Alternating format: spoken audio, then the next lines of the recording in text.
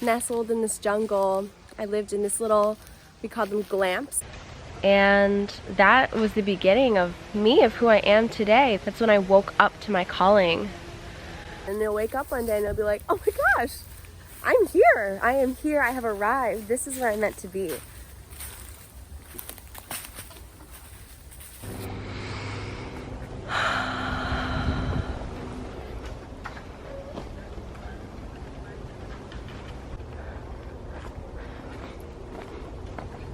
So beautiful.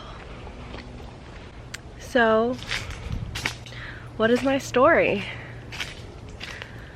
When I was a little girl, I was playing with worms and dressing up lizards that I caught with flowers that I picked. I was making dresses out of them.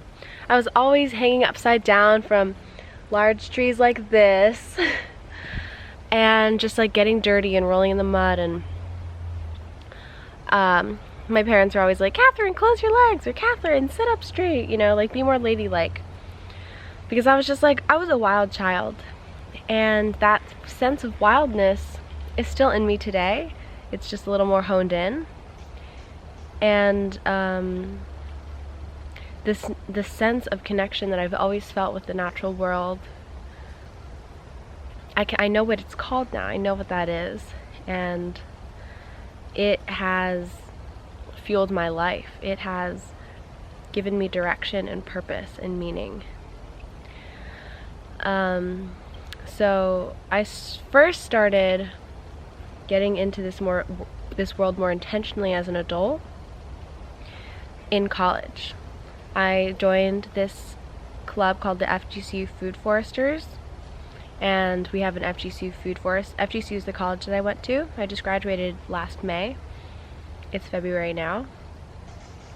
And I got into the world of permaculture. I got into the world of intentional living, and I became a vegan then.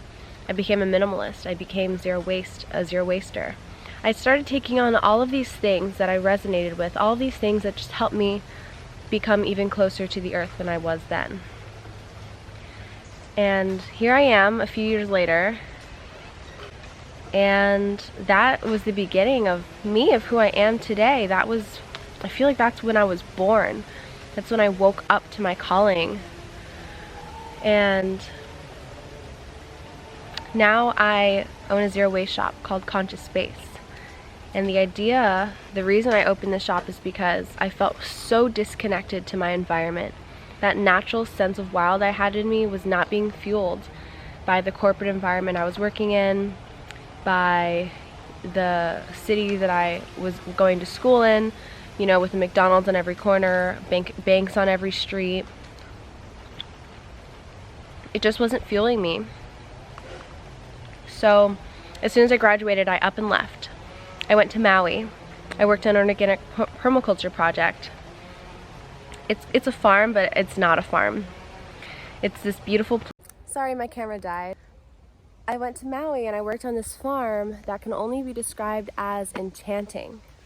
Those are the only words I know how to describe this place. It was so beautiful. I've never seen a beauty like that before. I was nestled in this jungle. I lived in this little, we called them glamps. It was essentially like a tent house on top of this hill. I peed off the side of my glamp every night. I had to walk down this hill to go up the hill to the kitchen where the bathrooms were, or if I wanted to shower, I would climb all the way up here. And we were almost entirely off grid. And it was just the most amazing experience of my life. One that I really needed to just ground down after the chaos of going to college and the disconnection I felt with the earth and my own passions, because I was working for other people and doing things for other people. Basically like following a path that I totally wasn't aligned with, that was pre-planned for me. And that didn't feel good. That's not my purpose, you know, to live a life for somebody else or to live a life of someone else's making. So I went to Maui to explore that and to just figure out what my next steps were going to be. And I sold all my things. I found a home for my 2 cats. I packed up everything. It was the biggest transition of my life. one that I totally was not thinking I was going to do. It all happened within a matter of 2 weeks, but I knew that I had to do it. So I went, and one of my sister's mandolin was down there, so I was like, okay, you know, I'll have that sense of community, but I'll also be alone in an unfamiliar place. So I went, and what I thought was going to be a year-long trip or even longer, who knows, I didn't want to leave. It turned into a month and a half. That's it.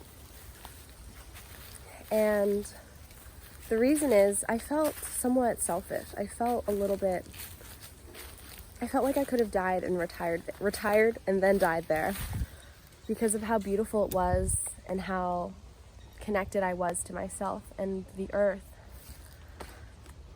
But I knew that wasn't it for me. You know, I'm 22 years old. It wasn't my time to die and drop off the face of the earth. I still had something I wanted to accomplish, something I wanted to bring and communicate with the world. And I was talking with my friend Gemini, and after being like, I just want to open up a conscious space in Fort Myers so that people can feel this connection to the earth. And after I said that, I just felt tingles in my body, and we looked at each other and we were like, conscious space. You know, like that, it was it. The name says it all. So I booked my ticket back to Florida that night, which was terrifying. And I want to tell you a dream of how terrifying it actually was, because I was talking with my brother Nick at the kitchen table. I forget what kind of tree. I think it was a eucalyptus tree that the table was built with, but a table in the kitchen was made from one of the trees growing in the forest, which is incredible. So I was talking with my brother Nick. We were talking about how he's been to like these zero gravity spas or zero gravity tanks. It's like some kind of spa experience, and how he's been to so many. And that led me to have a dream later on that night about me with my brother Ben and my sister Mandolin. And the dream was we were going to get shiatsu massages, and there are 2 hallways in this super white, clean, stark building, like kind of like a government office kind of building, but it was a spa. And there are 2 hallways on either side, and one above said shiatsu massage and the other one said hair, skin, and nails. And I was like, come on guys, and I took us down the wrong hallway. I took us down hair, skin, and nails, and we each went into our separate rooms, just big white open rooms with like a dentist chair, but like a dentist massage chair where you lay down flat and there's like a hole for your face, really low to the ground. And I sat on these, I laid down on it front ways on my front. And I knew what was happening to me was happening to Mandolin and Ben, because we were all doing the same spa experience. So I laid down, and I was wearing like a white robe or something, and these 2 women come in, the masseuses who I thought, and they give me an injection to paralyze me. And I was like, that's weird, but I guess I believe that it was part of the spa experience. And I laid down, they paralyzed me, and they pull out these tools out of this toolbox. And I hear like the gnawing or the grinding of this machine. And they start shaving my legs. And the other woman gets this scraper tool out, and she starts scraping off my calluses on my feet and sanding them down. And they washed my body with a sponge, and I saw pools of brown water like pooling up around me and falling into this drain, swirling in. And I was paralyzed, and in my head I was like so heartbroken. I felt like something had been taken from me, even though this was supposed to be a relaxing spa experience. Washing my body, shaving off my leg hair, cutting my toenails, getting the gunk from under my toenails. With each scrape I was like, not my gunk, not my calluses that I had built after being in Maui for a month and a half. The calluses that developed on my feet from like running across lava rock were insane. I can walk on anything. I could walk on anything then. Now my feet are a little more sensitive, but I'm still building up those jungle feet. I was just so heartbroken. I felt like they were taking the wild from me. They were taking my connection away. And when they were done, they stopped and left me in the room alone. The paralysis wore off. I got up, put on my clothes, and I walked out into the main hallway, into the main like gathering area. What's the word? Not balcony. Anyway. What is that word? Balcony? Into the main ballroom? The main desk area? The front desk? The entrance? I don't know. I went there and I saw Mandolin and Ben standing next to the cashier station. All these words are going right past me. I saw them, and Mandolin is my friend with beautiful, light brown hair with, beautiful, thick dreads. Real wild. She has beautiful tattoos on the back of her legs. Real thick leg hair. Just beautiful, raw, authentic, true, real beauty. And Ben, he had goatee and his beachy not dreads, but beachy blonde-ish brown hair. Real grimy, always had dirt all over his shirts from working hard in the forest. And Mandolin had her dreads taken out, combed, straightened, and cut. She had makeup on, she had her nails done, she had all of her leg hair removed, and she had glassy eyes. And Ben was the same, he had glassy eyes. And Mandolin was wearing a white dress as if she were going to church or something, and Ben had a dress shirt with a tie and it was like a bow tie, and his hair straightened and parted down the middle, and they were just so clean and empty looking. And I was standing there looking at them as if, what happened to us? What happened? And they weren't themselves anymore. They were shells of themselves. I didn't recognize them. They looked familiar, but I had actually no idea who they were. And I felt like I knew who I was, but I felt like my identity had been stripped away. I was just this shell of a being. And then I woke up, and I had an anxiety attack that night. But at the same time, I knew in my heart that this is what I had to do.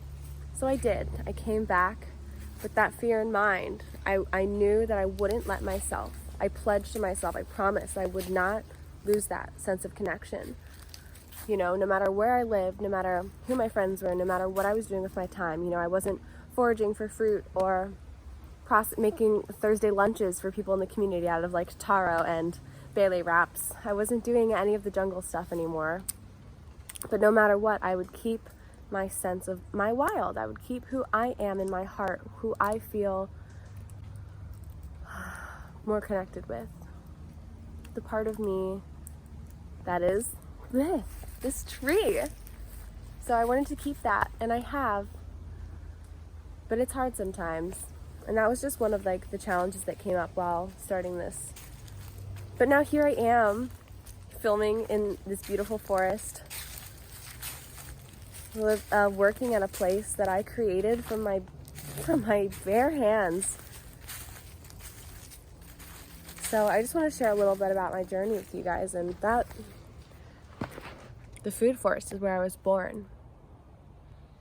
And it feels like Maui was where I really transformed into myself. And now I'm looking back at all of that wow, that is the reason I am here today. I've been following my dreams, following my purpose, and I can honestly say I've never felt more aligned in my life. I've never felt so beautifully and openly received by strangers, by people in the community. I've never been more confident and at ease. But that doesn't mean that I don't feel stressed, that I don't get anxious, that I don't slip away from my practice. That doesn't mean that I'm happy all the time or that things are perfect for me. I had to push away a lot of old traumas while I was in Maui. Not that I had to, but I did. I didn't face a lot of the things that were going on internally, and it's come back to me now. And I also know that I came back to work on. I had to come back to face those things that I had run from but didn't know I had run from. So life is the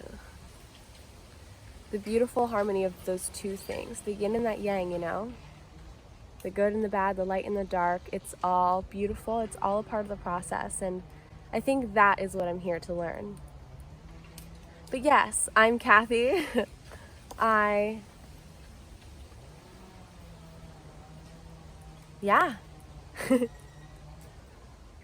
and just look at this beautiful forest with me.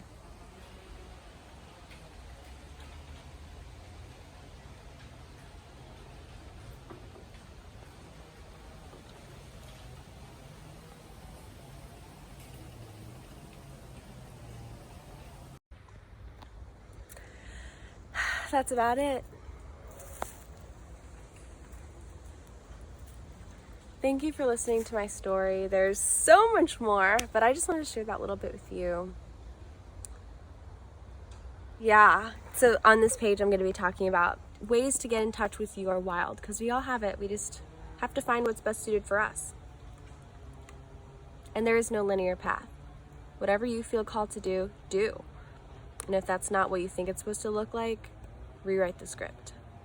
Thank you guys. I love you. See you next time. I just want to take one more walk around with you guys. The bamboo creaking, you hear it?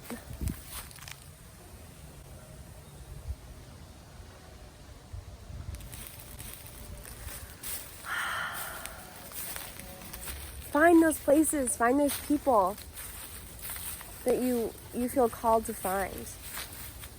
And your life will just unfold, and then you'll wake up one day and you'll be like, oh my gosh, I'm here. I am here. I have arrived. This is where I'm meant to be.